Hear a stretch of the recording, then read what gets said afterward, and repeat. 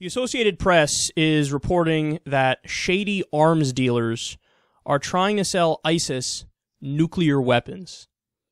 They say, quote, "In the backwaters of Eastern Europe, authorities working with the FBI have interrupted 4 attempts in the past 5 years by gangs with suspected Russian connections that sought to sell radioactive material to Middle Eastern extremists," the Associated Press has learned.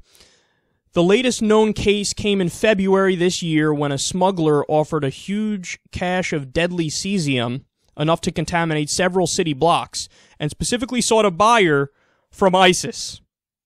Criminal organizations, some with ties to the Russian KGB successor agency, are driving a thriving black market in nuclear materials in the tiny and impoverished country of Moldova. The successful busts, however, were undercut by striking shortcomings. Kingpins got away, and those arrested evaded long prison sentences, sometimes quickly returning to nuclear smuggling. That's incredible. So sometimes they get caught, they go to jail for like 3 seconds, and then they're out and right back to doing the same thing. That's unreal.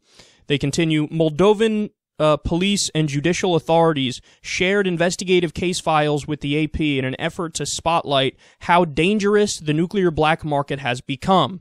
They say the breakdown in cooperation between Russia and the West means that it has become much harder to know whether smugglers are finding ways to move parts of Russia's vast store of radioactive materials. Okay, so this is really important. Now, first of all, I give a tremendous amount of credit to, as they say, quote, authorities working with the FBI.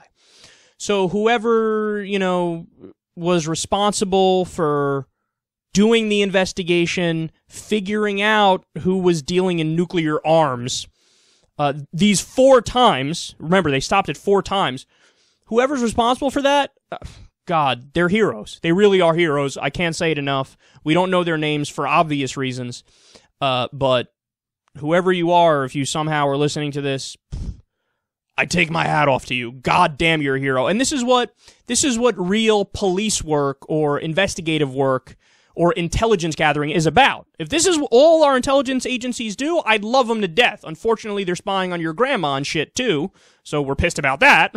But if this is what they did, okay, no, I love them.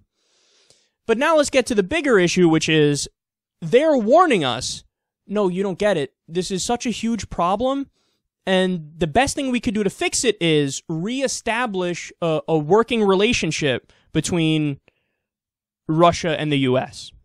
They said the breakdown in communication between Russia and the U.S. has made it so much harder to really track everything that's going on and to intercept, all of these bad actors doing these bad things. So in reality, it's the old Cold War dynamic that people in the U.S. and Russia have bought into again, where it's like, okay, it's the Soviet Union versus the U.S., capitalism versus communism, and the East versus the West, and we're still doing this standoff. And meanwhile, people that are enemies of both of us have an easier time now because we're engaged in that ridiculous standoff again. No, this is crazy. This is crazy. So this links directly into the Syria story that we covered the other day. So Vladimir Putin, admittedly to back up Assad, who's his ally, and also to protect his own military base there in Syria, but he's going in there to back up Assad and attack the jihadist rebels. That includes ISIS, that includes al-Nusra, which is the al-Qaeda branch in the region, and that includes other jihadists. All of the Sunni fundamentalist militants, you have Putin attacking them, Russia attacking them, even considering ground troops at this point. And the U.S., as a result of that, we've gone into Cold War mode. We're like, whoa. We already don't like the thing in Crimea. And in that one, I agree with the U.S. for good reason you don't like the thing in Crimea. But this one here, okay, now they don't know. They're thinking about a no-fly zone and a safety zone, and to escalate the situation and to tell Vladimir Putin, don't do that for reasons X, Y, and Z, because we like some of the rebels, because we don't like Assad. And the real reaction should be, in any kind of a sane world where we broke free from this Cold War mentality, if I'm Obama, I'm calling up Vladimir Putin, I'm like, awesome, you're taking a lead to fight ISIS? You're taking a lead to fight the jihadists? How can I help you?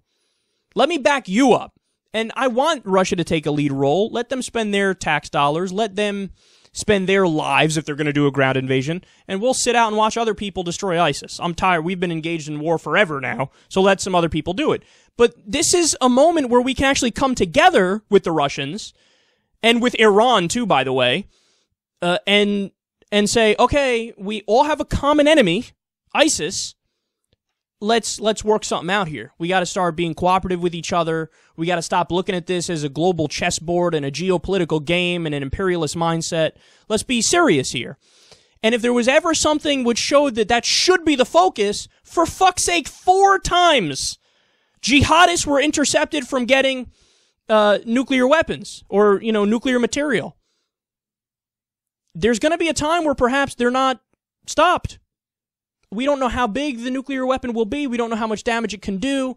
But if/when that does happen, there could have been more to prevent it done.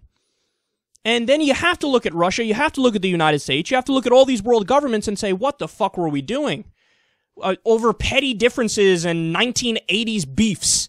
We're going to fucking sit back while insane jihadists, try to attack all of us? And you think that, the ISIS is not also coming after Russians to one extent or another? Now they definitely are, because Russia's bombing the shit out of them. And, I mean, Moscow has had a problem with a long time. The Russian government has had a problem with a long time with Chechnya, which is Muslims in Russia, and there's been wars and fighting, and, I mean, there's a history of that as well there. So he has an enemy in jihadists. The U.S. has an enemy in jihadists. We know they're trying to get nukes. It's time to put all of our silliness aside and work together, because it's much more important to prevent something like this from happening than it is to continue to do a dick measuring contest with each other based on a leftover 1980s beef.